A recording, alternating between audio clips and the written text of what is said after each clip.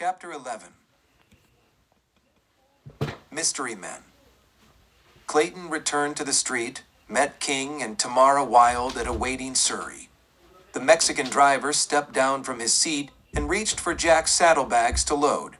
He raised his head momentarily as he took the bags. Clayton stared into the piercing dark eyes beneath the sombrero. His face was lean and dark, and there was menacing in his closed-lip grin. King introduced him as Manuel, but Clayton knew he had seen this man before, and his name was not Manuel. 2 years earlier, the G-Man had broken up a smuggling ring along the Texas border. This man was part of that gang. Clayton wondered if Manuel remembered him. The steely dark eyes seemed to say he did, but perhaps he always looked this way. Play along. Probably a trap. Play along. King and Tamara took the back seat, and Jack sat up front with Manuel. Manuel, still silent, uttering no word, urged the team forward and tooled slowly down Main Street. As the surrey approached the end of the street, heading northeast toward Lucky King's Crown 7 Ranch, a large figure emerged from the shadows of an alley. He watched for a few moments, anger seething beneath his burly chest. Then he picked up the reins of his horse from a nearby hitch rail, climbed clumsily into the saddle, and pointed his mount after the disappearing surrey and rode into the darkness of night. The surrey lumbered along in the coolness of the night air. Manuel remained silent. Occasionally, he would glance at Clayton. His expression never changed. The G-Man was not about to push any situation or confrontation. He would quickly glance away each time Manuel gazed his way. A time or two, Clayton thought he saw a rider on the ridgeline above them. Then, after a while, he was sure they were being watched by this rider. The rider would quickly disappear below the ridgeline and emerge again later on. Was this one of King's men? Was this part of a trap? Play along, play along. Half an hour of traveling, land spreading out wide and open. The King Range was vast, and huge herds of cattle could be seen as dark shapes across the countryside. Manuel pulled the team to a halt and turned to King. "Senor," Manuel said, pointing toward the ridge.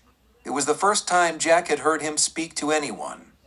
His voice was raspy, like a forced whisper, as loud as he could. "Someone watch, up there." "I thought I saw him too, Manuel, but I don't know why anyone would be following us. But hustle the team up anyway. It'll be good to get to the ranch as soon as possible. I don't think there is anything to worry about, Jack," he added, and directed to Clayton. He smiled reassuringly at Tamara and patted her hand. Clayton raised a brow, shrugged complacently, and sat back while Manuel whipped up the team. Chapter 12. Night Moves. They arrived at the ranch without incident, and the man on the ridge had not been seen again. Apparently, it was just a traveler in the night, and there was nothing to be feared. The ranch house was large and imposing, even in the dark. Light glittered through the windows of its prominent 2 stories. Everything about it reeked with opulence and wealth. Obviously, servants kept the house well lighted, even when Lucky King was not there. The light shone into the circular driveway, and outside lanterns lit the area with ample light. Manuel handed the saddlebags to Clayton. In the light, he could see the bandana strategically tied around Manuel's throat, which covered most of a long scar that reached diagonally across his neck. This was apparently the cause of Manuel's whispery voice. Another servant rushed out to the surrey and helped Tamara and King down. A hostler emerged from the barn and gathered up the team's reins and led them off. The rest of the evening was pleasant and uneventful. Conversation was light, and both Lucky and Tamara seemed comfortable with their guest. Servants kept them supplied with a snack and some fine wine until they retired. Jack was given a room on the 2nd floor at rear side of the house. Tamara took a room next to Jack's on one side, while Lucky occupied the room on the other side of Jack's. They had all bade each other good night, looking forward to the morrow. Jack closed the door behind him, made himself comfortable with the surroundings, although he was not used to such luxury. With the light out, Jack lay awake in the softy, downy bed and thought, did Tamara and King have a plot here? Or were they working separately with separate agendas? Obviously, he had been maneuvered here for a reason. He was very uneasy. No one knew he was here. He was stranded here without even regret. Why the trip to the mine in the morning? Did King know he wasn't a mining inspector? Probably. But what was there about Tamara that seemed to tell him to play along? What about Manuel? Did he remember Clayton? Did he still harbor a grudge? What was his name before? Clayton couldn't remember for sure. It was something like Vasquez or Vitoro. Something like that. Who was the man in his hotel room? Who was the man following them from the ridge? Was it the same man in town? With all these questions spinning in his brain, Jack finally succumbed to his fatigue and went to sleep. A few hours later, Jack jerked awake. He had heard a sound. He sat up, listening in the dark. He reached under the pillow and pulled his pistol out, cocked it, and held it ready. The noise again. It was the door. It rattled slightly. He padded quickly across the room and put his hand out lightly on the doorknob. He felt it move in his fingers. Someone was out there, trying to get in. Was this the plan to shoot him in his sleep? But then he realized that the door was not going to open. It was locked. Lucky had not told him he would be locked in. But now whoever was out there was locked out as well as he was locked in. He could see a faint flicker of shadow beneath the door. Then a piece of paper slid through under the door. Jack stared at it for a moment, waiting. There were no further sounds outside. Whoever was there had left a note and was now gone. He retrieved the note, strode to the window, and closed the heavy drape, went back to the bed and lit the lamp, keeping the wick low. In the faint light, he read the note. It was from Tamara. Just what was her game anyhow? He read, Jack, King knows all about you. I let him think you were posing as a mining inspector. He's playing you along. I'm playing him along. Something's going on at that mine. Play along with me. Trust me. Tamara... Lady, you are something else, Jack thought to himself. He placed the edge of the note into the flame of the kerosene lamp, turned it slowly until it was completely burned. He dropped the ash quickly into an ashtray as it burned down to his fingers and singed them a bit. He turned the lamp out and sat in the darkness, thinking, unable to unravel the mystery. Finally, making up his mind, he got up, fished out a dark shirt from his bags, and put it on. Tucking the pistol into his waistband, he went to the window, pulled the drapes apart but did not open them. He unlocked the sash and pushed it open and leaned partially out. There was a large oak tree in the yard, its branches yawning close to the house. Jack appraised the proposition. Yes, he could do it. He could lean out, swing onto a branch, and then make his way through the branches and reach Tamara's window. He was probably letting himself in for more trouble, but he needed to know what was going on. He needed to try. His transfer from the windowsill to the tree was fairly easy. Traversing the branches was a little harder, but not too bad.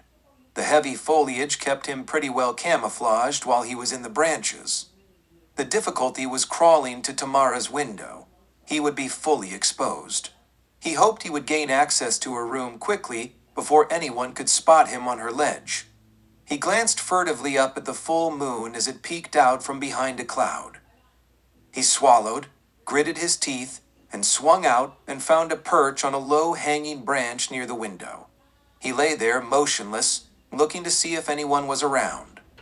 It looked clear. Not wanting to surprise the girl too suddenly, he reached out, broke off a small branch, and brushed the window pane with slight tappings. The drapes pulled back in an upside-down V, and a feminine face appeared in the window. Her eyes were wide with fear and urgency. She started to open the window, then suddenly placed her fingers to her lips and pointed downward toward the front of the house.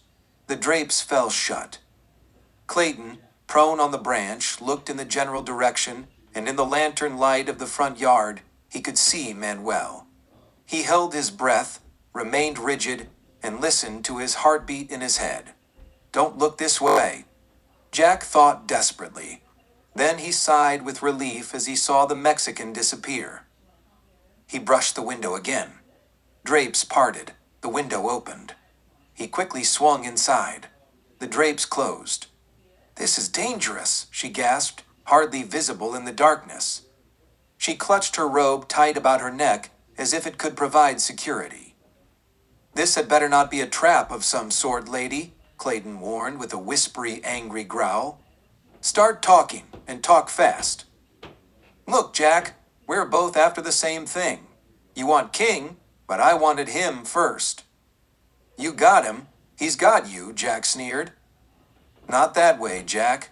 I want him dead. Oh, skepticism in his voice. Why? Is it that important? She pleaded. Listen, he knew you were coming days ago.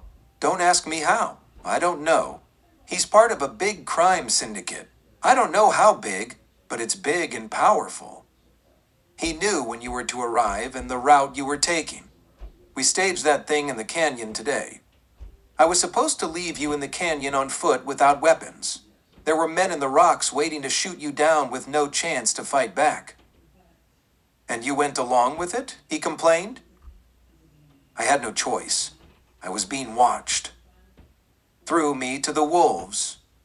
Well, yes, she stammered. But it worked out, didn't it? Why didn't you warn me? Look, I came here to get Lucky King. I didn't have enough to go on yet, and I couldn't risk you getting to him first. What changed your mind? Why are you telling me now? Clayton quizzed. I know something has been going on at the mine. King's men are coming and going all the time. Always something about the mine. After they didn't get you in the canyon today, the men seemed to disappear. One of the men, who I hadn't seen for a few days, showed up in town this afternoon. He had some angry words with King. Again, it was something about the mine. I think whatever the plan is, it's happening now. That's why I told King that you told me you were a mining inspector. I wanted to rid in. It didn't seem to bother him. In fact, he laughed at it. Since he knew all about you already, he was satisfied to let you think you were fooling him, passing yourself off as an engineer. You can bet he's got something deadly planned for you. Then she added, me too, if he ever finds out I'm crossing him, especially if he ever finds out I'm with the Pinkertons. Clayton had suspended believability as he listened. This last revelation stunned him. Then he sneered. You expect me to believe that? She stared at him through the darkness, silent, then sighed and breathed. Yes. The G-Man's brain was racing inside his head as he traversed the tree-limbed highway back to his room. Quickly and silently, he swung from branch to branch and then crawled through the open window, hoping his travels had not been noticed. How wrong he was. Across the yard, two glaring eyes stared through the parted bushes, watching, waiting.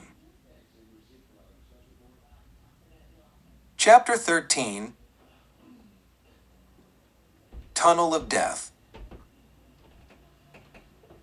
The early morning sun glinted through the slit between where the drapes were not quite together. Jack jerked himself awake. Time to get up and be prepared for the day. He slipped to the door noiselessly and tried the knob. He grinned to himself. The door was not locked now. King didn't want Jack to know he had been locked in, didn't want him to think he was suspected. He'd play along. Dressed, wearing his leather vest and jeans, gun belt strapped around his waist with the holster resting low on his thigh, the G-Man entered the living room and was greeted by a cheerful Lucky King. Well, good morning, Jack. He offered his hand in greeting. I trust you were comfortable and had a good sleep. Very much, sir. Jack grasped his hand. Thank you. I've had a most pleasant stay here. Then apologetically, but I'm afraid it's time to get down to business. Of course. Right after breakfast, Manuel will drive us up to the mine. I'm very proud of the operations," he added. "I'm sure you'll be most impressed." Jack smiled. "I'm sure I will." Tamara joined them shortly, dressed in vest, divided riding skirt and range boots that still shined with original polish. Hardly her usual attire, breakfast was pleasant and conversation was routine. The morning still had a hint of coolness, but the rising sun was rapidly heating up the day when the Surrey rolled out toward the mine. Manuel was his usual silent self, and Tamara in the back seat with Lucky King, and seemed to exude excitement and anticipation of seeing the mine for the first time. King acted amused. After an hour of travel, they topped a ridge, and there, in the valley below them, was the scene of King's large-scale mining operations. There, drilled into the wall of a huge mountain, were several cavernous tunnels. Rails spewed out of the gaping mouths of the tunnels like silvery tongues, and ore cars were rolling to a spur-line rail siding that wound around the mountainside. Men were busy with picks and shovels. Hydraulic equipment roared with monotonous drones. "There she is," King gloated, "the Lucky Chance mine." "Very nice, indeed," Clayton complimented. "Very nice." Manuel dropped the party off at the number 2 tunnel, then whipped up the team and drove them to an area where the rest of the stock was picketed and kept away from the operations. "This one's not being worked as heavily today," King explained, indicating tunnel 2 in front of them, and started to lead the way into the entrance, keeping to one side of the ore car rails. "Fine," agreed Jack, nonchalantly, following the lead. Tamara a step behind them. Both of them gazed around, examining the walls and surroundings. "You'll notice that the shoring is of the finest timber and more than adequate for support," King recited. "Safety is a top concern." The light of the entranceway grew smaller and fainter as they progressed along the tunnel. King reached up and retrieved a burning torch from the wall as they passed it and traveled on to a bend in the tunnel. "Gets dark in here," King said. There were torches burning at intervals down the corridor. "Mr. King! Mr. King!" An excited voice came from behind them. All 3 of them turned to see a wizened workman with a gray handlebar mustache rapidly approaching. "What is it, Ben?" Lucky King inquired. "Maintenance on the hydraulics is done. The repairmen need your signature to receipt the completion." Lucky pursed his lips with disgruntle. "Where's Tuttle? Why can't he sign?" King seemed obviously perturbed. "Somewhere in Tunnel 3, I suppose. You were closer. I figured it would be faster if you signed." Lucky sighed with annoyance. "All right." Turning to Jack and handing him the torch, "I'll be right back." He hurried off before Jack could say anything. "Well, alone at last," Tamara chuckled. "I wonder what this is all about," Jack said aloud, almost to himself and ignoring Tamara's comment as he watched King retreat around the bend and disappear. "We'd better be on guard. I don't think anything will happen with me along. I'm his girl, remember?" "Not unless," Jack pondered. "Not unless he's on to you." "You think anyone saw you in my room last night?" "I don't know. For your sake, I hope not. Wait, listen, what's that?" Tamara held still, barely breathing, listening intently. "I don't hear anything," she said. "Listen." Jack's eyes widened with realization. "Hissing sound. It's a lighted fuse." "Come on," he shouted, grabbing her arm and practically dragging her as he raced around the bend for the tunnel entrance. As they came around the bend, they could see the opening, looking small in the distance.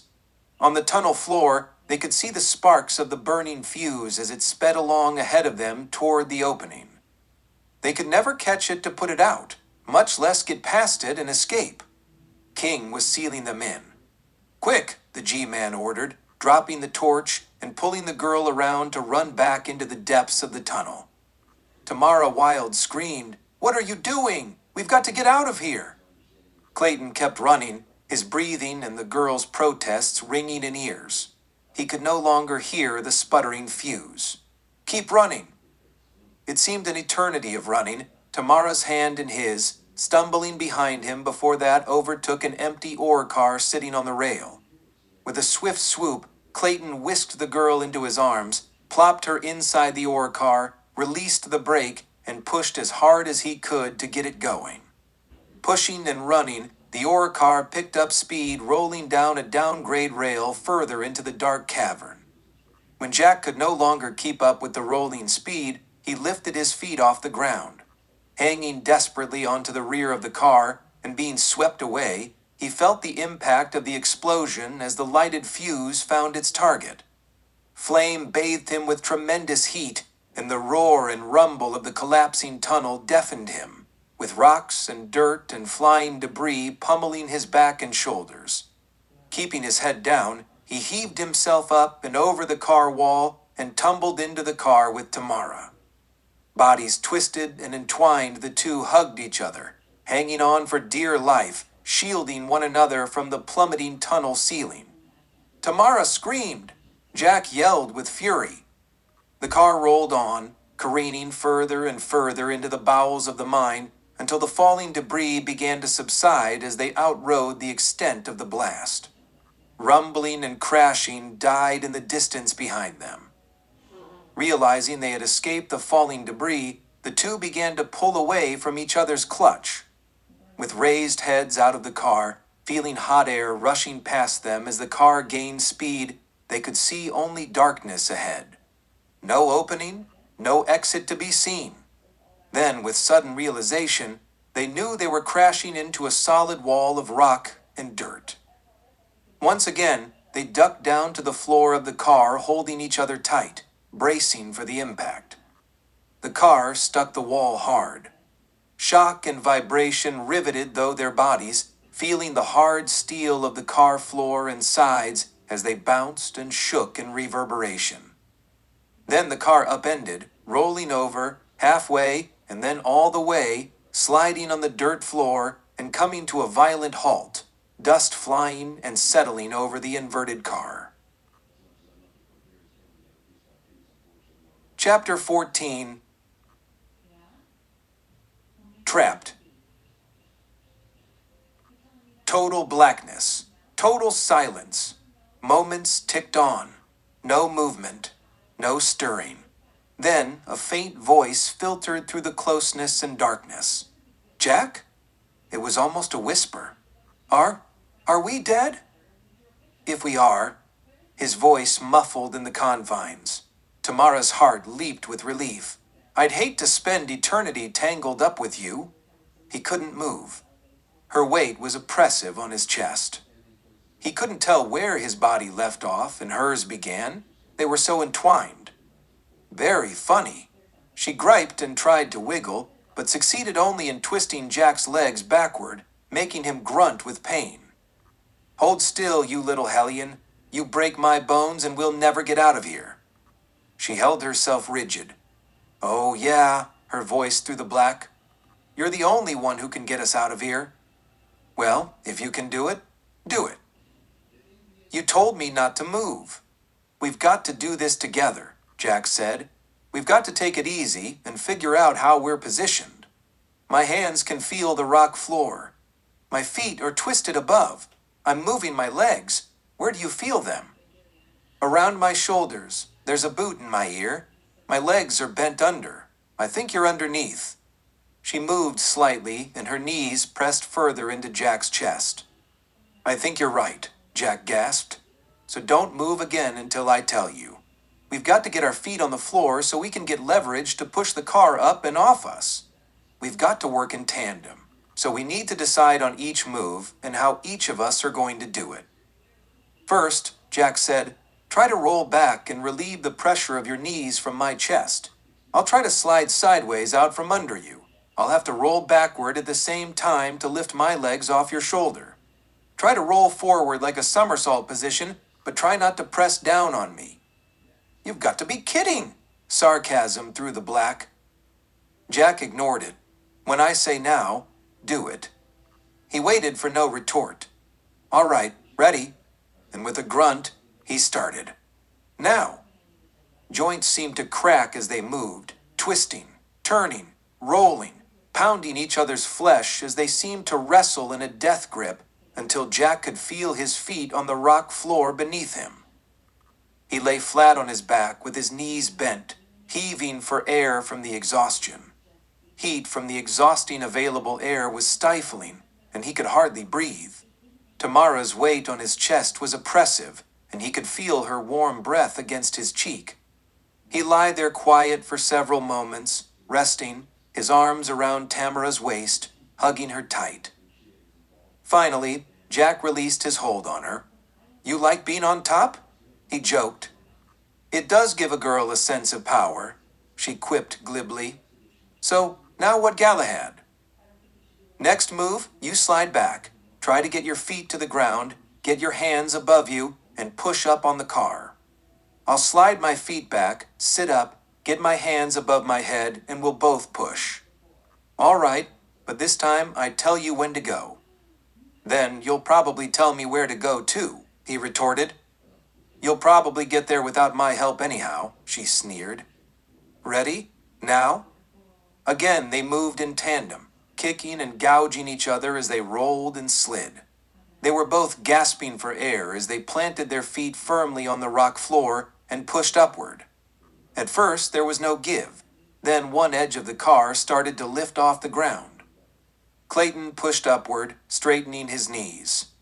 Inch by inch, the car lifted, almost up onto its side. A little more, and it would fall over. Jack's muscles ached. Sweat poured down his face. He gritted his teeth, grunted with pain. Tamara pushed as hard as she could, but her strength could not complement Jack's enough. Let go and roll out, Jack shouted. No, you need my help, Tamara protested. Do as I say, Jack ordered. Before it falls back, do it. She let go. Jack felt the car falling back with the lack of her help. He pushed harder, muscles bulging. She rolled out. Jack let go, twisted his body and dived out, landing hard on the rock floor, scraping knees and elbows as he slid. The ore car crashed back down inches behind his heels. Dust spewed up and rained over him as he covered his head with his face down on the rock. He lay there, breathing hard, feeling his heart pounding against the floor. He rested, listening to the silence of the mine tunnel and composing himself. Finally, he felt a little strength returning. He rolled over on his back and looked up into the gloom of the tunnel. Not as dark now as the inside of the overturned ore car. He could see the shadowed shape of someone next to him. Tamara. He had finally thought of her. He felt a little selfish that he had forgotten about her these last several moments. Are you all right? He ventured. Good morning, sleepyhead, she chuckled wryly. Have a nice sleep? He turned his head to the side on the rock. Anyone ever tell you how annoying you are? He groaned, starting to sit up. All the time, she laughed, taking his arms and helped to pull him to a sitting position. At least they could see each other moving now, their eyes adjusting to the faint light in the gloom. So what now, Galahad? We're still trapped in here. Well, for starters, Jack said, looking around the area in which they were sitting. There is a little light in here. It's coming from somewhere. We need to find where it's coming from. Maybe it'll show us a way out. Come on. Clayton pushed himself to his feet and stood, pulling Tamara with him. Now standing, he could see the rock wall in front of the ore car. The track led straight up to the wall, and where the ore car had crashed into the rock wall. A crack had formed, and light slivered through the lower part of the wall. Jack rushed to the wall, traced the crack with his fingers, then felt the rock wall above. It's just rock facing, he said. They've closed this tunnel off, making it look like rock, but I'll bet. His words trailed off as he pushed against the wall and felt it give. Look, it's a door, made to look like rock. Tamara pushed close beside him, eager to get the door open. Wait, Jack warned, pulling her back with his left arm as he slid his Colt from its holster with his right. Might be someone on the other side. She nodded, huddling close. Slowly, he pushed the door a little further open. Then a little more. He slid one leg through the narrow opening, peered around the jam, holding his pistol ready, and froze, waiting for his eyes to adjust to the light, which was still dim, but a vast improvement over where they had been. Gradually, his eyes became accustomed, and he looked around, amazed at what he saw. After a moment, satisfied there was no one in the immediate vicinity, he motioned to Tamara and slid through the door. He stood there staring as she came up beside him. "What is this?" she gasped. Clayton gazed around the huge cavernous tunnel of rock and earth. More light slipped through the tunnel that led to the outside. "So this is where it went," he muttered to himself. There, in the dimness of the tunnel, sitting on spur-line rail tracks, sat the engine and the 3 boxcars that had carried the weapons, horses, and phony cavalrymen. "What does it mean?" Tamara asked again. Again, Clayton ignored her and moved stealthily down the track. She followed close. The cars were empty now. The guns had already been moved. But where? For sure, though, he knew King was in on it. Probably the boss and mastermind. "Were you looking for this?" Tamara pressed. "Yes, this train was stolen with a shipment of arms. Enough to start a war." He paused and finished it. "I was supposed to guard the shipment, but it was taken away from me. I was hoodwinked by phony cavalry guards. A man named Corbin and another named Palmer were in on it. There was a big man, too big for his stolen uniform. He rode a horse with the Crown 7 brand. That's what led me to King." "I know them," Tamara interjected. "They do work for King. Corbin and Palmer were waiting in the canyon for you yesterday, along with Bart Sprague. He was the so-called bandit you drove off." Jack stared at her a moment. Then his eyes went cold. "So you didn't know about this?" He motioned to the train. "You weren't looking for the train or the guns. What were you looking for? What's Pinkerton's interest in this?" She swallowed hard. It was not easy to reveal herself. "Pinkertons are after him for a jewel swindle. I haven't had much luck getting anything on him yet. You came along and I hadn't finished my job. There's more to it than that, isn't there?" His penetrating eyes seemed to be probing her mind and soul. She lowered her eyes. Then, making up her mind, she lifted them. "Yes," she breathed. "Then, King likes women, for his purposes only, not theirs. He likes redheads." Jack listened. "My sister and I were both redheads. King's a great con man. He whisked my sister off her feet. She went away with him. She must have found something out, or he got tired of her, because she had an accident. Died when a stage crashed over a cliff, was the story. I had gone to the Pinkertons in Denver asking them to find her, and that's how I found out about what happened. After that, I joined the Pinkertons myself. Men like King had to be stopped, and I hoped I could help in some way. I kept tabs on King, hoping to someday get him for something. When this jewel scam came to light, I wanted in. Knowing he liked redheads and that I would remind him of my sister, I came here posing as a singer. I needed to be noticed and to get close to him. It worked, like I knew it would." There was bitterness in her voice as she spoke. Jack's eyes softened. Then she was silent. "How come King trusted you to goad me into a trap yesterday?" "After I got close to him and got in his house, I went looking for the jewels. He caught me with his safe open. Impressed with my safe-cracking abilities, he assumed I was bad like him. I convinced him that robbing him was only business, nothing personal. He laughed, said I'd make a good partner." Jack was silent for a while, pondered the explanation. Then, "Let's get out of here," Jack said, taking her hand and heading toward the mouth of the tunnel. Chapter 15. The Gun Trail. The entrance to the tunnel had been partially covered with brush to camouflage it, keeping most of the light out, leaving only the eerie, shadowy dimness. They approached the brush cautiously. Jack in the lead. He pulled branches apart and peered out. He was looking into a wide valley that stretched out into a vast stretch of sand. All was quiet, and there didn't appear to be anyone around. His gaze roamed the distant ridges where they met the clear blue sky of early afternoon. He squinted against the bright rays of the shimmering sun. There could be someone up there on the ridge to see them when they came out, but he could see no one.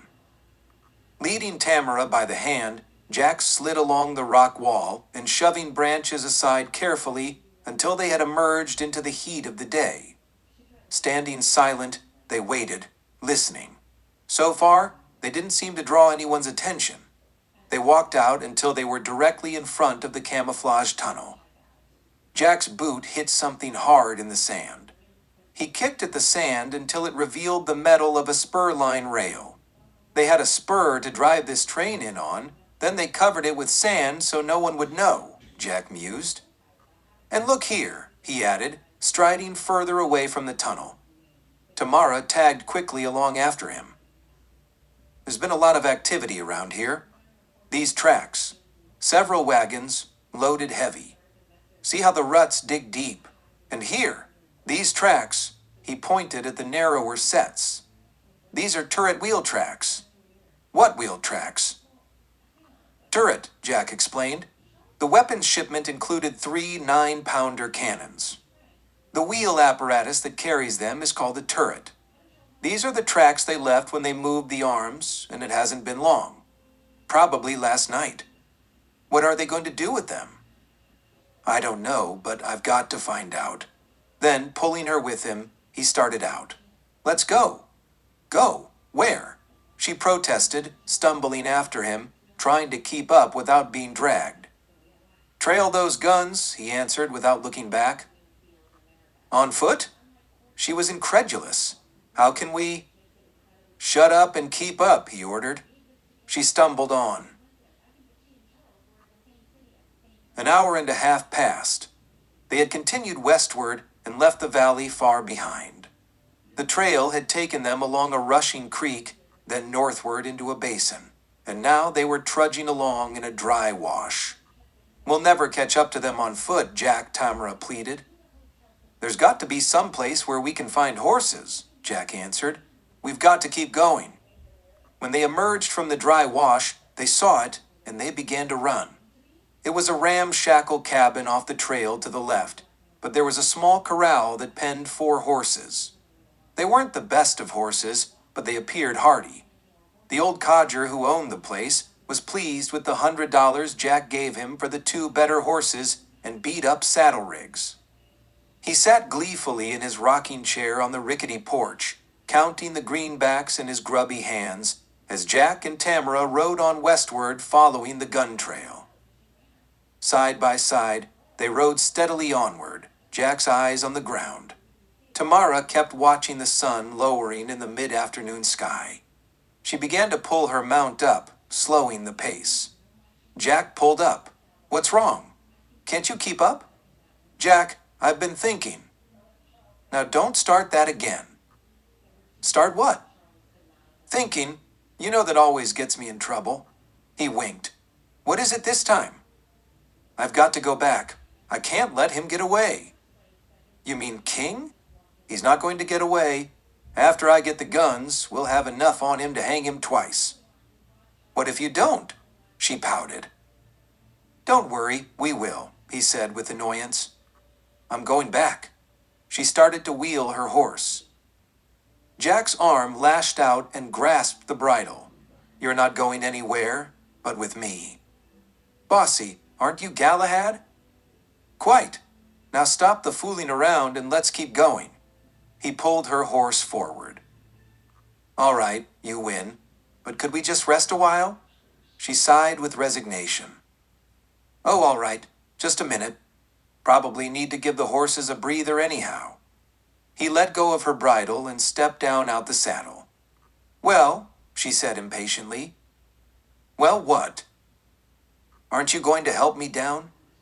Jack grimaced. You got up there all right. You can get down. It's a long ways down, she complained. I could fall. Lady, you're a first-rate pain in—" he muttered with annoyance as he came around to the side of her horse.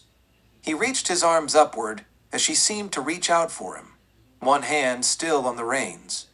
Then, with a sudden burst of fury, she kicked out.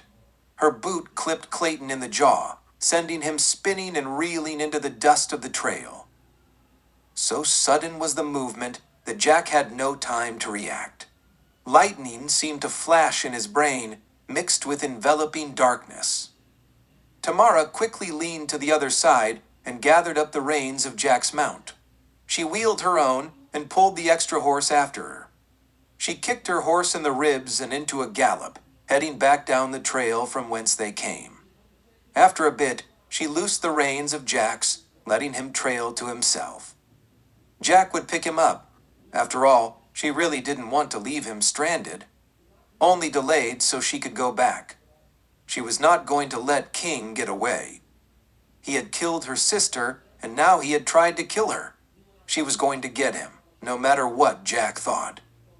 She urged her mount on, disappearing in the lengthening shadows of late afternoon, leaving Clayton behind, sitting up in the dirt and rubbing his sore chin. "Be careful, lady," he thought wistfully. "Be very careful. You're on your own." Then he shook his head in chagrin.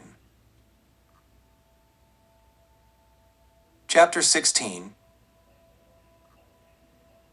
Retribution. Alexander. Lucky King had feigned his remorse after the so-called accident at the mine. He had lost his one true love. How could he be called lucky now? It would take days to reopen the tunnel. There was no chance she and the mining inspector could possibly survive. Alexander, no longer Lucky King, filled with remorse, could do nothing but return to the solitude of his ranch and mourn his loss. Manuel had driven him back to the ranch. King dismissed the servants to their quarters, requesting that he be alone for the rest of the day. There he sat, resting in his big overstuffed chair, drinking and thinking. He smiled glibly to himself, satisfied that he had stayed one step ahead of the G-man and the trollop who tricked him, goaded him, made a fool out of him. "Pinkertons," he had heard her say as he listened outside her door the night before when she had that clandestine meeting with Clayton. Good thing he was on his toes. He chuckled and took a sip. Just as well, he thought, who would suspect him doing away with his girl? This way, the claim of accident would be believable, and there would be no hint that Jack Clayton was a target and had been disposed of. He thought of his men and the weapons. They should be close to their destination now. By next month, he would have complete control of Texas. Yes, he was very satisfied with himself as he sat there. He set his glass aside, before he would drink himself into a stupor, settled back in his chair, closed his eyes, and drifted off to sleep with only the steady, monotonous ticking of the mantel-shelf clock echoing in the encroaching darkness of early evening. It was completely dark when Alexander King awoke. The parlor was a myriad of shadows, with moonlight streaming through the large front picture window. He sat upright, leaned over the table beside his chair, lifted the globe of the hurricane kerosene lamp. He had just finished lighting the wick, replacing the globe, and adjusting the wick, bringing the orangey glow to full brilliance when he felt the threat of cold steel just above the left ear. "Just ease back, Lucky. Get your hand away from the lamp. No sudden moves," the voice warned. King's eyes widened. He stiffened, did what he was told, and sat back, his eyes rolling upward to see his nemesis. "You are most remarkable," he rasped calmly. Tamara stepped back, removing the pistol barrel from King's temple, and moved around to face him. She said nothing. The large gaping mouth of the pistol muzzle said it all. "I suppose Mr. Clayton survived too? I must say again, you are truly remarkable." Still probing, "As is your Mr. Clayton, I presume?" "Yes, he's alive, Lucky, but he doesn't want you just yet. He wants those weapons. He's trailing them right now. I didn't want to take a chance on you getting away, so I came back. I came back to kill you, Lucky." The pistol was still pointed at his face. She eared back the hammer, and it clicked into place. Sweat dripped down King's cheek and dropped off his chin. His eyes stared blankly up at Tamara. Then a glint seemed to appear. A slight smirk started, and he said, "Then, my dear, I suggest you get it over with. Before," he added, "somebody stops."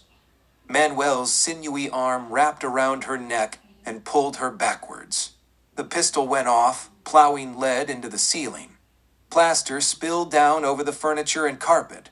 She struggled, feeling his steel grip on her forearm as he wrestled the pistol from her hand. It clattered to the floor, and Manuel flung her to the side across the room. She crashed into a small table and fell to the floor. She could see the pistol at arm's length away. She lunged for it. Too late. Manuel kicked it away, just in time. She slumped in resignation. "Well, you had me worried there for a while," King chuckled. "Thanks, Manuel. You were none too soon.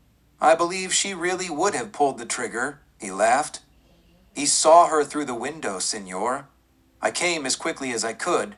I had to be careful. Take her out and kill her, Manuel, then to Tamara. My, this is quite a day for you. You get to die twice." She glared at him from the floor. "On second thought, Manuel, kill her 8 times. Who knows, she might have 9 lives?" He laughed. Tamara pulled back as Manuel leaned forward, reaching out to pull her up. Startled, Manuel tried to twist upward and erect. King's warning, not quite soon enough. "Manuel, look out!" Manuel vaguely heard the warning, much less the pounding of boots across the floor behind him. Solid steel crushed down on the back of Manuel's head, and a meaty paw dug into his back and thrust him to the floor. Tamara jumped to her feet, dancing backward out of the way of Manuel's fallen body. "Hold it right there, lady!" The hammer clicked back in the meaty hands of the big man before her. She froze, glanced at King, sitting poised in his chair, eyeing the man as he would a coiled rattler. The man was dirty with sweat, and anger glowed in his beady, round eyes above his jowls. This was the man Tamara had seen in town with King the day before. The man was Moose Malloy. "Now, King, are you going to tell me where to find Corbin?" He waved the pistol. "Of course," King grinned slyly. "But first, we've got to make a deal." "Oh no, no deals." "Look, Moose, I understand you being angry with Corbin. I'd be mad too if he threw me to the wolves like he did you. But I need him right now. When I'm through with him, you can have him." "Oh no, I'm not waiting for nothing." "There's big money in it, you, Moose. Then he's yours." "Don't listen to him, Moose," Tamara growled. "Just shoot him and get it over with." "You shut up. I'll shoot you too," Moose warned. "Go ahead, I don't care. Just shoot him," she screamed. Moose's slow brain muddled thing over. "Oh, why not? Just shoot them both." "Listen, Moose," King pleaded. "Corbin and the men are transporting those guns to San Angelo right now. Tomorrow, at sundown, they're going to blow the walls off of Red Rock Prison and free the most vicious army of recruits any army ever had. We'll have Texas at our mercy. We'll all be rich. Besides, this will give you a chance to get Clayton too. He's on the trail of those guns right now. You and I can stop him. You want him, don't you?" Moose was bewildered, trying to think. "Yeah, I want him. He left me for dead in that damn river, didn't he? Sure, I want him. Almost got him in town last night, but he surprised me instead of me surprising him. Then I followed him back here with you. I saw him climbing around the tree and the windows, and I saw what you did to Hy this morning. I was watching." "So it was Moose following them last night," King mused. "All right, Moose, what do you say? Are we partners? Just say so and we'll head to San Angelo now. If we beat Clayton, we can surprise him and he's all yours." King chuckled. "What about her?" Moose asked, pointing his pistol at Tamara. "We'll take her with us. He smiled toward her. She glared back, anger seething. She just might come in handy. Clayton may need a little persuasion. He laughed heartily. Moose thought a moment, wondered. His eyes rolled, not quite comprehending the joke. Then he laughed. Chapter 17. Gunpowder Trail. Early morning sun found the G-Man lying prone behind a large boulder, gazing down into an arroyo. He had found his quarry. After Tamara had left him the afternoon before, he had caught up his horse and continued on after the guns. He hated to let Tamara go, but first things first. He had to trail those weapons. He had relentlessly kept on the trail, heading southwesterly. The ground was becoming harder, and it was more difficult to trail, especially when nighttime grew near. Once or twice after dusk he had lost the trail, but eventually picked it up again. The full moon provided light enough to follow the trail late into the evening, but when it became too difficult, he feared he might misjudge the trail or lose it altogether. He made a dry camp and slept for a couple of hours. Then, with the graying sky of early dawn, he pushed on. By the time the sun had completely cleared the mountain peaks, Jack had heard horses, men, and wagons up the trail. He turned his mount and circled a hill. The steed struggled up the incline, and Clayton halted it before reaching the ridge. He hitched the horse, and keeping low, he clambered the rest of the way on foot until he reached the top and crawled behind a huge boulder. With the rising sun to his back, he would less easily be seen by anyone down below when he peered out from his cover. Now, down in the arroyo, before him he saw a dozen wagons covered with hoped canvas tops. The 3 lead wagons each had a turret hitched behind it. This was it. Apparently, they were not worried about pursuit, for obviously they had made camp and stayed the night without being concerned with an early start at dawn. The camp was now a bustle of activities as teams were being hitched. Campfires being doused and teamsters clamoring to their seats to whip up the horses. The G-Man spotted the man he had heard called Corbin. He was strutting about the area issuing orders, but this time he wore regular range garb instead of the stolen cavalry uniform he had worn the last time Clayton saw him. There were many more men with the convoy. They all looked tough and salty, heavily armed with Colts and rifles, especially the man he had heard called Palmer. He looked just plain mean and slouched against a wagon wheel watching the other men work. Another lean, dangerous-looking gunny swaggered over to him. He wore 2 guns low on his lean thighs. This was Bart Sprague, Clayton surmised. He conversed with Palmer, and 2 of them lifted their gazes to the ridgeline where Clayton hid behind the rock. Then the 2 strode away and talked to Corbin. Had he been seen?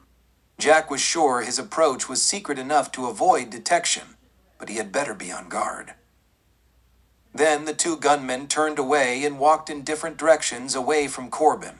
Whatever they were talking about didn't require further action right now. Clayton breathed a small sigh of relief. His brow furrowed deep in thought as he studied the scene before him. These were a lot of men, and he was all alone. He had to have a plan. What should he do? Stop them from reaching their destination? Unlikely. Follow them to see where they were going. But if the weapons were for a special purpose, it might be too late to prevent that use when they got where they were going.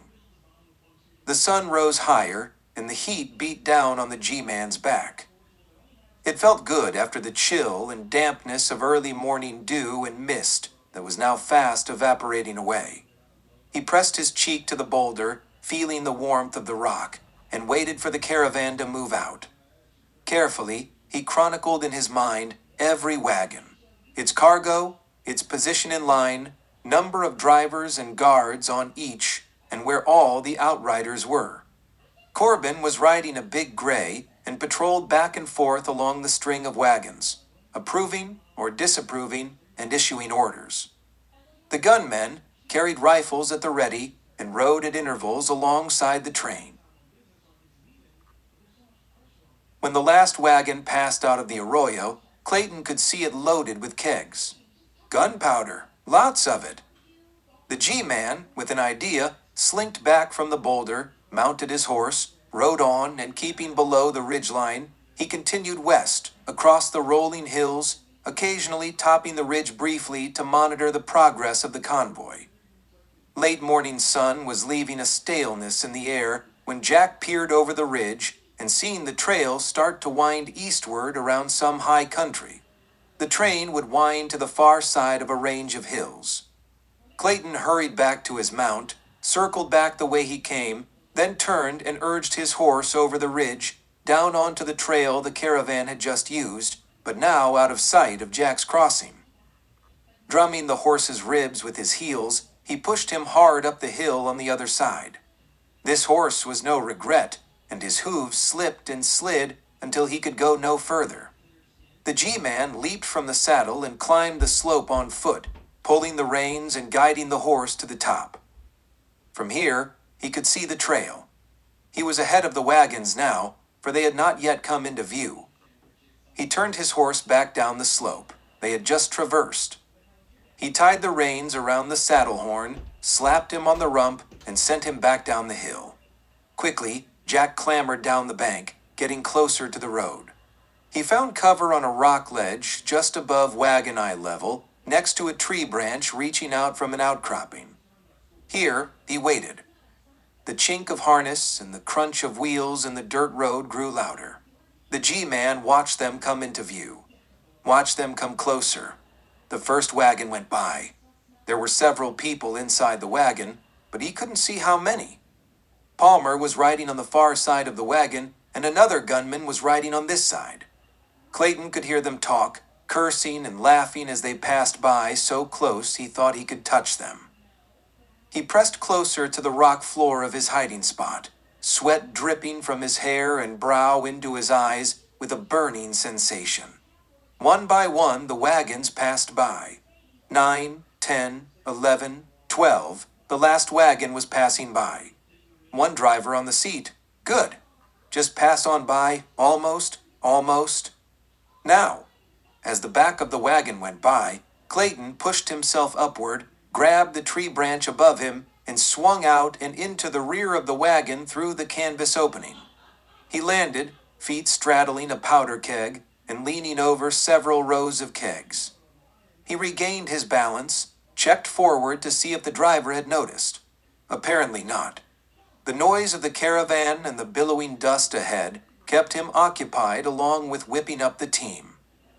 The G-Man drew his Colt, climbed up on the barrels, and crawled forward. "Hia, hia," the driver crowed. Closer and closer Jack crawled. "Almost there. Closer. Don't turn around, driver." Almost exclamation mark, comma, dot now.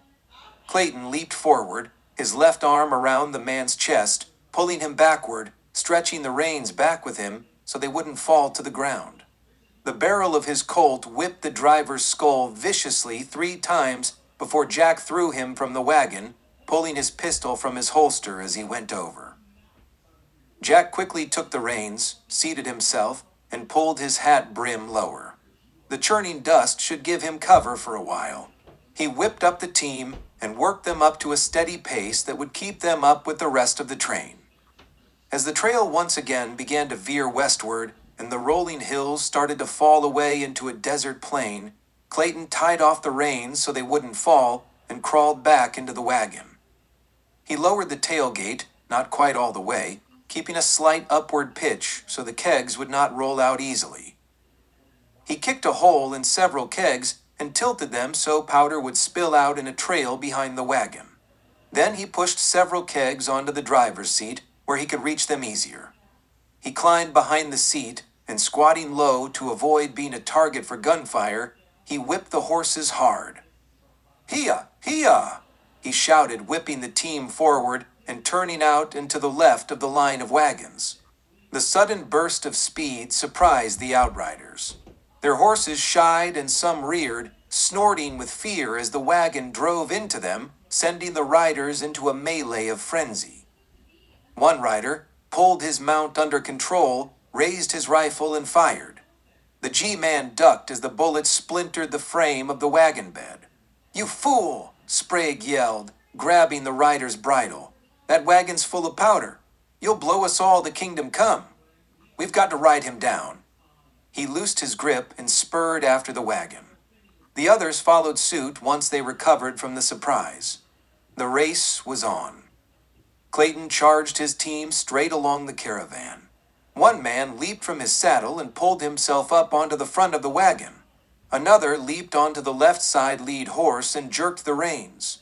The G-Man's colt roared, and the man climbing into the boot pitched off, his face a bloody mass. The colt roared again, and the man on the horse threw up his arms and fell backward into the dust between the team's pounding hooves. By now, Clayton had passed only 4 wagons. Not quite where he wanted to be, but it would have to do. Bracing his legs against the wagon floor beneath him, he jerked hard on the reins, pulling the frightened team sharply to the left, and whipped again. The team, screaming and snorting, shot out away from the train, the wagon slewing and fishtailing as it turned sharply, the wheels digging into the dust as they slid sideways. Jack pushed the kegs from the driver's seat as they turned, hoping they would roll under the wagon next to him. As the G-Man's wagon lurched, the rear end collided with the other wagon. Clayton's wagon shook and vibrated, lifted over onto its left 2 wheels, but crashed back down on all 4s without overturning. Again he whipped the horses, pulling out and away from the collision, the force of which had jarred the tailgate all the way open, and kegs rolled out into a pile. Clayton was straightening the team out now to head cross-country across the meadow when Bart Sprague spurred his mount close behind, reached out, caught the rim of the wagon box, lifted from his saddle, and pulled himself inside the rear of the wagon. 2 riders on each side of the wagon came up close behind the team. Jack poured lead into them, first the ones to the left, and then the ones to the right, emptying saddles and releasing the mounts to their own power. But this had taken his attention and did not see Sprague behind him.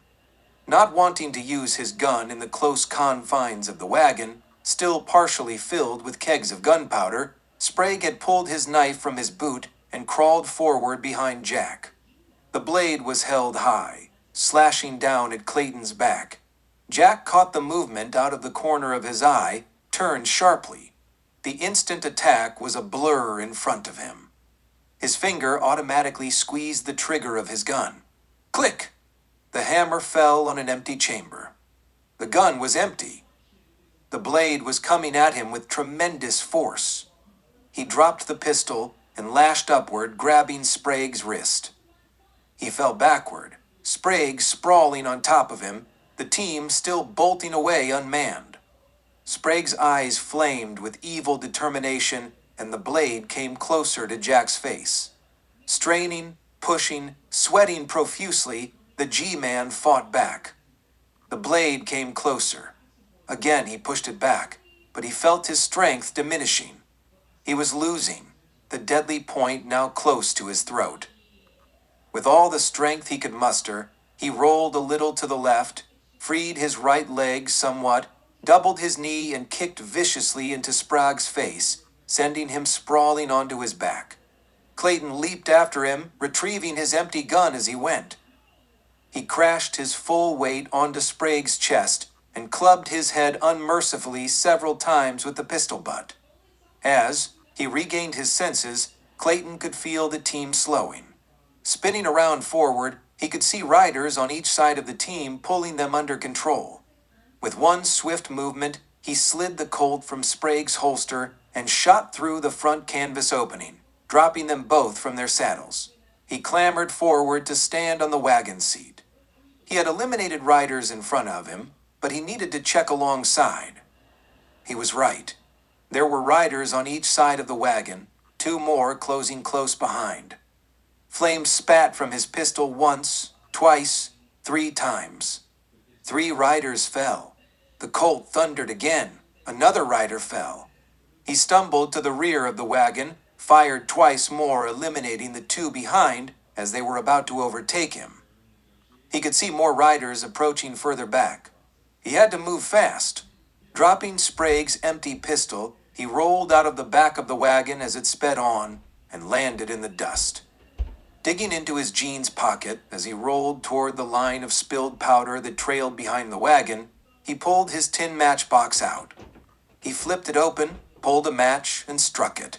He touched it to the powder trail and rolled to the side out of the way. The powder sputtered into flame and then hissed down the line in both directions, toward the runaway wagon and back toward the train. It hissed with amazing speed and reached the rolling wagon first, since it was closer.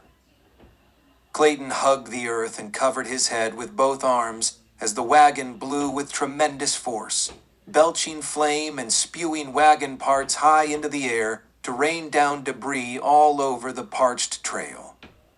The pursuing men pulled their horses up and wheeled them, some riding one direction and others riding the other away from the fiery trail. They circled outward and forward, closing in on the G-man from both sides as the powder burned on toward the wagon train of weapons. They spurred hard, driving their horses wide from the wagons left behind. Horses reared and fell, men fell, flying dust filled the air. All hell broke loose as the thunder of the exploding wagons lifted them into the air, heavy cargo and all as the impact shook the ground, black smoke billowing, flames spewing high into the sky. The booming thunder roared again and again, more debris flying, more dust in the air. Clayton lifted his head and saw the latest explosion, dropped back to the dirt and hugged the ground again. He lay there several seconds, the noise finally dying down. He could now hear the drum of horses' hooves approaching, the chink of bridles and spurs, the creak of leather. He rolled over onto his back. The hot sun streamed into his eyes. He squinted through the slits, looking up at the 6 riders now surrounding him, their mounts still stamping and snorting as their masters still tried to contain them, their flailing hooves coming close to the G-man's body. Clayton sat up on his haunches and hunched his shoulders in resignation. Gar Corbin sat his sturdy chestnut with ease, his rifle muzzle pointing downward, inches from Jack's face. "You did us one hell of lot of damage, Mr. G-Man," he growled. "I ought to kill you right now." "If you were going to, you'd have done it by now," Jack sneered. "Why not?" "I've got orders to bring you back. I got some special people for you to meet," he chuckled.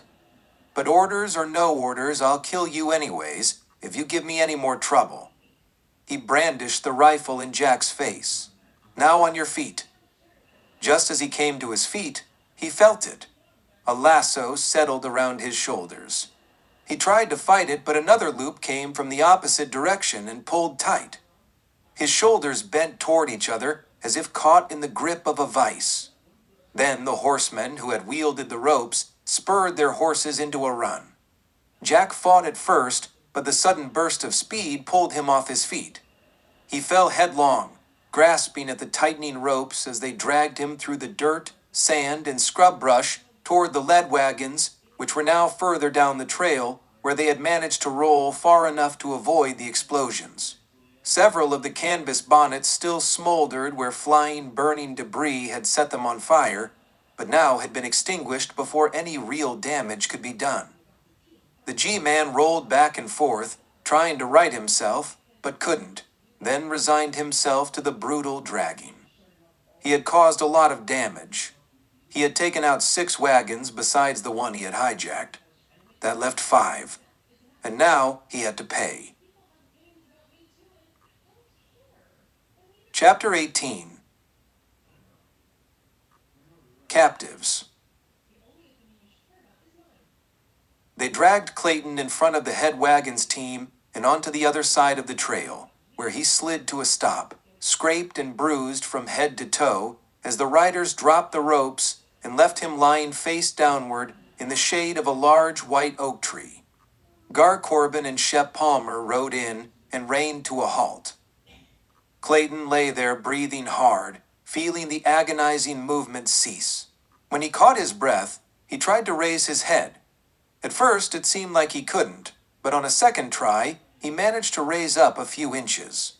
Through blurred, painful eyes, he could make out the shadows of the figures before him. Vision was double, triple, wavy, and dim, but as he strained, he finally managed to bring the scene into focus. There in the shade of the large tree stood Alexander, Lucky King, and the big ox of a man he had thought drowned in the river a week ago. In front of the big man, held by his swarthy arm about her chest, and a pistol pressed against her head, was Tamara Wilde. My, you are difficult to kill, Mr. Clayton, King jeered. And look at the damage. He spread his arms and cast them about. Hell on wheel, as the saying goes. He laughed. Then his tone dropped to threatening. I don't like that. Do I, Mr. Clayton? Jack remained silent. Stared past him at the girl and the big man. He wondered how they got her and came here, but it didn't matter. Jack, I'm sorry. Tamara said with remorse. I should have listened to you. Jack nodded agreement. But the damage was done. Now what? He waited. What? The proverbial cat got your tongue? No greetings for your girlfriend? Oh, that's right. She's not yours, is she? I believe she's mine. He laughed again. Do anything I want with her? Another chuckle. Shoot her if I want. He pulled his pistol from its holster and pointed it at her. All right, Jack gave in. What do you want? He rolled over on his side, looking up at him. Want? I want to be king of Texas. Maybe the whole West. Maybe the whole... He shrugged. I'm sure you get the general idea. You're crazy, Jack sneered. Yep, crazy like a fox. Crazy enough to reach out and take everything I want. He lowered his pistol to his side and stood over Jack squarely. You, my dear friend G-Man, have done a lot of damage, but I still have enough guns and munitions to finish what I started. I still have the cannons. He sighed. But alas, it would have been a surer bet if you hadn't destroyed so much and thinned out my men. Ordinarily, I would have shot you by now, but with a smaller arsenal, I may be forced to require your help. King added, I know what you're thinking, he smiled. No way will you help me, isn't that right? But you will? He turned sharply on his heel and lifted the pistol high, straight at Tamara's face, inches away. Let him shoot me, Jack. It's all right. I deserve it. Don't help him with anything, she babbled. That's right, lady. You do, and I won't, Jack snarled through clenched teeth. Tamara sighed. Thanks a lot, Galahad. King pulled the hammer back. It clicked into position. His finger tightened on the trigger, his knuckle whitening. Tamara's eyes grew wide. Jack's glare remained steely. He heart-pounded. He waited. King grinned, released the hammer slowly, and lowered the weapon. You're not fooling me none. You'll still help if I need it. He lowered the pistol and turned back to Clayton. And just how I am going to help, Jack finally said. I thought you'd never ask, King gloated. You see, a king needs a great army, and that is what I'm here for. He plans to blow up Red Rock Prison and release the prisoners, Tamara interrupted. What? Jack laughed, pushing himself to a sitting position. You really are crazy. Those men are animals. The most vicious outlaws in the West. Precisely, King grinned. What better army could I ask for? We'll plunder the entire West. No one can stop us. They'll plunder you, Jack said. We'll see, King answered. Jack thought a moment, then said, So where do I come in? I intend to use the cannon to bring down the prison walls. Unfortunately, you have downsized us, and I'm not sure we have enough firepower to do it expeditiously. So, if need be, we'll soften them up first, and then I'll send you in to persuade them to let the prisoners loose. Jack laughed. You think I'll do that? You're crazier than I thought. Maybe, Mr. Clayton, maybe, but I don't think you'll let Miss Wilde die. He turned to Corbin and Palmer. Tie them up and throw them in the second wagon. Put 2 guards on them and hurry it up. We've got to get moving. We've lost enough time. The wagon was cramped. There was little room for the two prisoners, bound tightly with hands and feet pulled together behind their backs. Shep Palmer and Moose Malloy were sitting on ammunition cases and leaning against the wagon wall and canvas top. The cases had been shoved around to make room for occupancy with little room to move. The floor vibrated beneath the bound prisoners, and they rocked back and forth in their confines as the wagon pitched and swayed. Occasionally they would roll against the cases and then back again. Jack and Tamara tried to tolerate it and refrained from talking. They just waited as the wagon lumbered on into the late afternoon. Through the rear opening in the canvas bonnet, they could see the brightness of the day diminishing. They had been traveling several hours now, and shadows were beginning to spread on the trail behind. The shadows grew longer, and they knew dusk was beginning to settle in. Outside the wagons, the men were shouting and orders were being given. The sudden flurry of activity must mean something was happening or about to happen. Jack and Tamara felt the surge of the wagon turning sharply to the right and beginning to climb a steep incline. They slid backward on the floor and bumped up against more cases. The wagon rocked, bounced, and lurched until it seemed to level off on level ground. The driver pulled the team to a halt. Other drivers could be heard halting their wagons. Were they close to San Angelo and Red Rock Prison now? Jack thought. Probably. There was still light of day out there with just enough dusk for cover. This was probably it. Corbin peered in through the rear. "Cut their feet loose and bring them out," he ordered gruffly. "Careful, don't cut their hands loose." Palmer quickly cut the ankle bonds and hauled Clayton and the girl to their feet and shoved them through the rear canvas opening, sending them sprawling onto the sandy ground. "On your feet," Palmer ordered, dragging Jack to his feet. Malloy followed suit, pulling Tamara to her feet.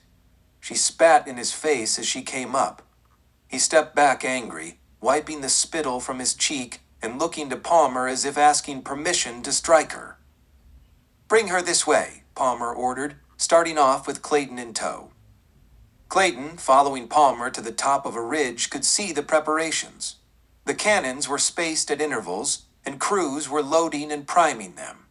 The rest of the men kneeled in position between the cannons, rifles ready, cases of ammo open and at the ready beside them. Chapter 19. Hellfire. King was waiting at the top of the ridge, standing tall like a general, with the look of self-satisfied anticipation on his face, reminiscent of a child waiting for Santa Claus. "I thought you'd like a front row view of the show," he grinned and gestured to the scene below. There, below the bluff where they stood, was San Angelo's Red Rock Prison. It stood tall and ominous in the desert twilight. Desert sands stretched on all sides, expanding out into endless nothingness, where escaping prisoners only escaped to the hot, merciless execution of the burning desert sun. The bluffs to the right and left complemented this one that they now stood on to form an end of the line, extra fortress of rock walls surrounding this hellhole known as San Angelo Prison. Home of the worst killers and outlaws in the West. King turned to Tamara. "Too bad, my dear. You could have been at my side in my great moments of triumph. You would have had the whole world at your feet. If only you hadn't betrayed me." "Betrayed you? I was never with you. I only got near you to get you. You killed my sister, Alice, and I wanted to get even. Do you think I'd let anything like you touch me otherwise? No, I wanted you dead." King shook his head. "I should have guessed it. You resemble her so." Then he added, "Pity, though." Then to Palmer, "Watch them." He strode away. The sun was beginning to set on the distant horizon, the desert sands glowing in orange and violet rays. The entire scene was surreal, like a fantasy land.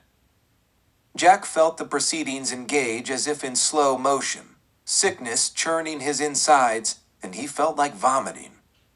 King had raised his hand and brought it down in signal. A cannon roared and the deadly ball hit the wall of the prison, exploding on impact. Stone and mortar flew high into the air. Riflemen followed with a barrage of fire through the gaping hole in the wall, lead filling the air to be stopped by whatever unfortunate was in the way. The second cannon thundered, and another missile hit its mark, blowing a larger gaping hole. The volley of rifle fire continued. And then, the unexpected. The sound of a cannon on the far bluff roared, and the exploding ball sent King's number 2 cannon flying into the air, turret wheels spinning out over the bluff. Body parts of the crew sprayed the countryside with flesh and blood. The accompanying impact of the blast sent King reeling to the ground. Clayton and Tamara fell backward into Palmer and Malloy. They all rolled tangled up in each other down the slope. The ground rocked and shook like a great earthquake as another cannonball struck, blasting men and equipment 40 ways from Sunday. King's third cannon crew had little time to react. They had just touched the fuse off when the second ball landed.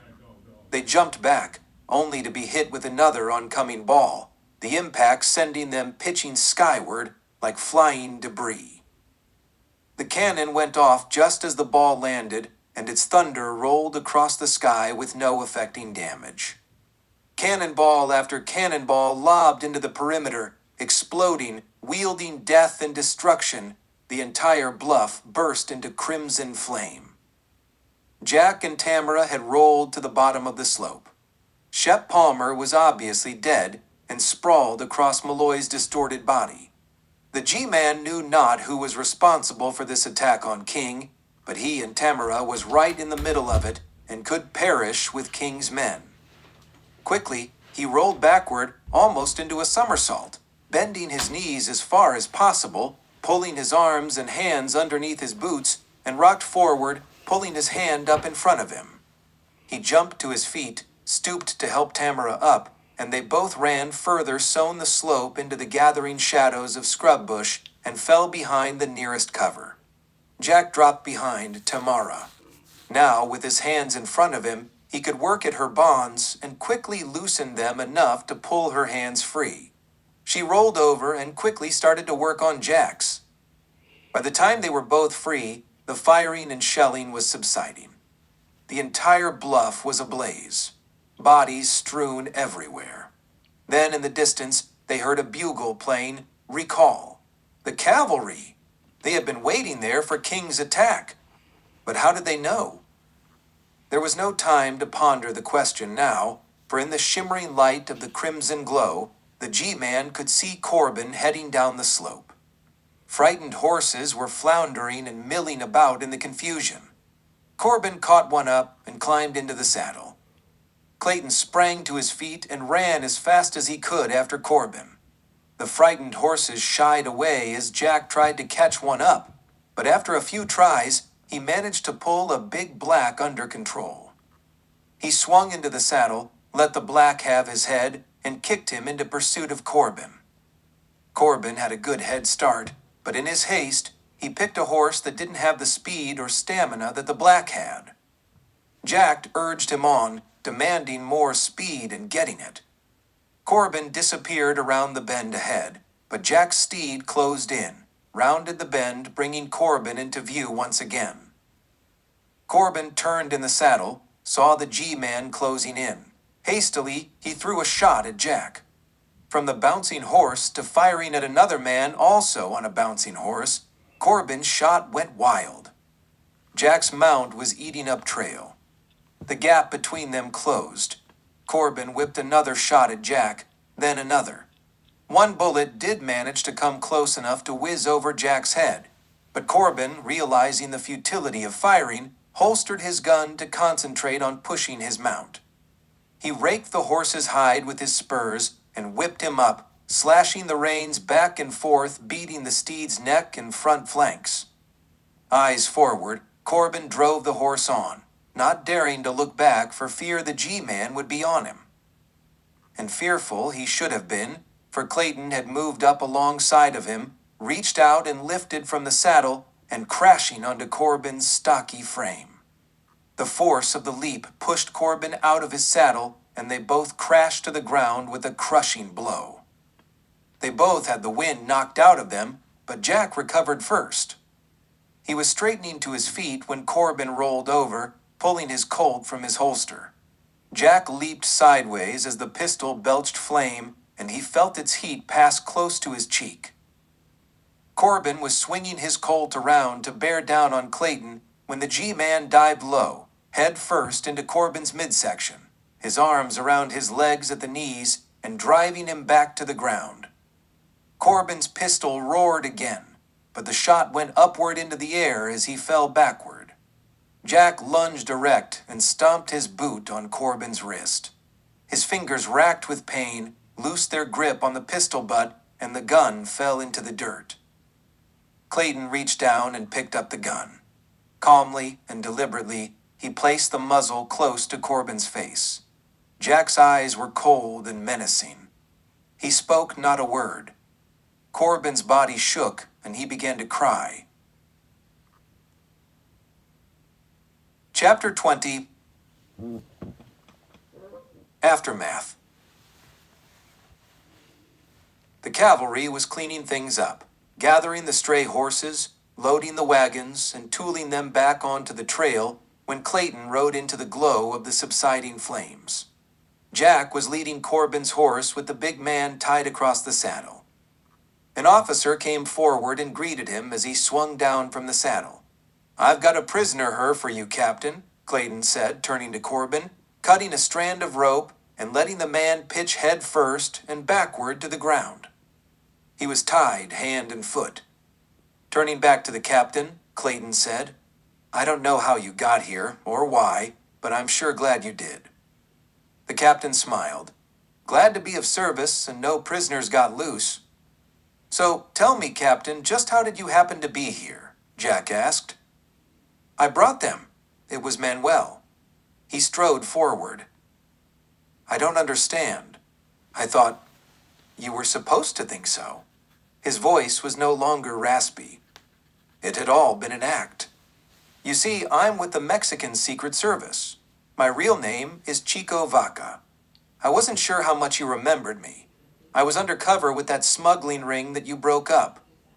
"I remember now," Jack smiled, wondering why he hadn't recalled that. "We've been after King for years, too.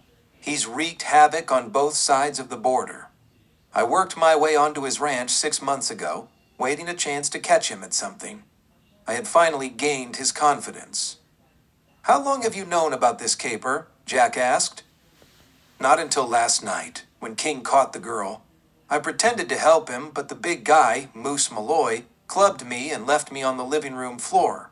I pretended I was out cold and heard them talking about tonight. In their haste to get here ahead of you, they left me there on the floor. Big mistake. I went to town and sent a telegram to Fort Concho explaining what was going down. Then I rode as fast as I could to the fort. I didn't want to left out of the finish." "Well, I'm glad you didn't get left out," Jack offered his hand. Chico grasped it heartily and shook. Then, turning to the captain, Jack asked, "Did you round up the rest of them? Any prisoners?" "A few," the captain replied. "There was one man in particular, Captain, that I wanted. The man who engineered this whole scheme. His name is King. Did you?" "Mr. Alexander, not so lucky King, is dead." A voice from the shadow said. Tamara Wilde emerged into the dim light, a look of complacency on her face as she strode slowly forward and stood directly in front of Jack, staring deeply into his face. "Did you?" Jack's question trailed off. "No," she shook her head slowly. "He must have gone down with the first hit." She lowered her eyelids a moment, then raised them. "It's just as well. I couldn't have killed him anyways." "I know," Jack said. "I know." "I don't know, Jack. I just don't know." John Randolph paced back and forth behind his desk. "I don't know how King knew you were coming." "There has to be a leak in the organization somewhere," Jack retorted. He was seated in his usual chair, but this time Tamara Wilde was seated beside him. The weapons, what was left of them, had been confiscated by the Fort Concho cavalry and locked in their armory, awaiting further orders as to their disposition. The Black Hills and Fort Lincoln were still lacking the required armament. It was unclear how that situation would be resolved. San Angelo's Red Rock prison was being repaired, and Gar Corbin found himself a permanent resident in the prison's dungeon. Not quite convinced that the case was over, Jack had persuaded Tamara to accompany him to Randolph House. It was a rare instance that anyone outside the government would be allowed to know of its existence. Sally seemed to be a little put out with Jack's attention to Tamara, but had efficiently escorted them into Randolph's study. Randolph was in a fit today. First of all, he didn't like Jack bringing Tamara here. He was quite emphatic that she must keep this secret. Second of all, he didn't like the destruction of weapons and the ultimate confiscation of what was left. He didn't know what bureaucracies he would have to deal with to explain this. There can't be, Randolph protested to Jack's allegation of a leak. I tell you, it never left this room. Are you sure, Miss Wilde, that King had all the information? He seemed to. Yes, she said. He was quite proud of himself. He claimed he was well connected. Had connections all the way to Washington. Well, Washington didn't know about this either. Randolph grumbled. I wasn't about to tell anybody that we lost those weapons. That we had screwed up. He glared at Clayton. Jack raised a brow and shrugged. I'm worried about this, John. There seems to be a vast network of crime developing, and I think there's a connection with the trouble in the Black Hills. How did King and Corbin know about the arms shipment in the first place? How did Corbin know about the detachment from Fort Lincoln? I'm telling you, John, there's a network here. They knew about train schedules, and when tracks were clear, to take that train to King's hideout. I don't think King was just bragging about his connections. I think he really had them. Something big is happening. Then his eyes turned steely. I never understood the need for the guns in the first place, John. Randolph was silent for the moment. Then, look, Jack, there are some things that even I am not privy to. I hope you're not saying that I... Of course not, Jack cut him off. I'm just saying, I don't think this thing is over. I think it's just beginning. That's why I think I should go to Fort Lincoln immediately. I'm not sending you, Jack, Randolph replied. That's right, John, but I am heading out for the Black Hills in the morning. Just a statement of fact. Randolph nodded acquiescence, but said nothing. Jack arose to his feet and smoothed out his black suit coat and offered his hand to Tamara. Well, now that we settled everything here, how about I take you out on the town tonight? I'll put you on the train to Denver in the morning, and if the Pinkertons send you my way again, well, he shrugged. I guess that'll be all right. She smiled coyly. John, Jack extended his hand to Randolph. I'm heading north tomorrow, right after Tamara's train leaves. I'll be in touch. Randolph nodded. Be careful, Jack. Jack nodded and escorted Tamara out of the study, past Sally Ballard, waving goodbye as they continued down the hall to leave. Sally watched them go, a pout on her face. Miles away in his Washington office, the man known as Senator Joshua P. Ballard sat back in his plush black leather chair behind his shiny mahogany desk. His eyebrows grew together, perplexed by the letter in his hand. When he finished reading it, he held it up, touched a match to it, and let it burn a while before crumpling what was left into the ornate ash tray on his desk. He drew a sheet of paper from his desk and took pen in hand. When he had finished writing, he folded the paper, placed it in an envelope, and sealed it tight. Then he rang for his aide. Post this immediately. The aide glanced at it. It was addressed to Fort Lincoln. A rider, sitting tall in the saddle on a sturdy black stallion, rode the trail northward. Early morning sun steamed mist off the dew-soaked grass. Jack Clayton was on the trail again, wondering what new adventures and dangers would lie ahead of him when death rides the Black Hills.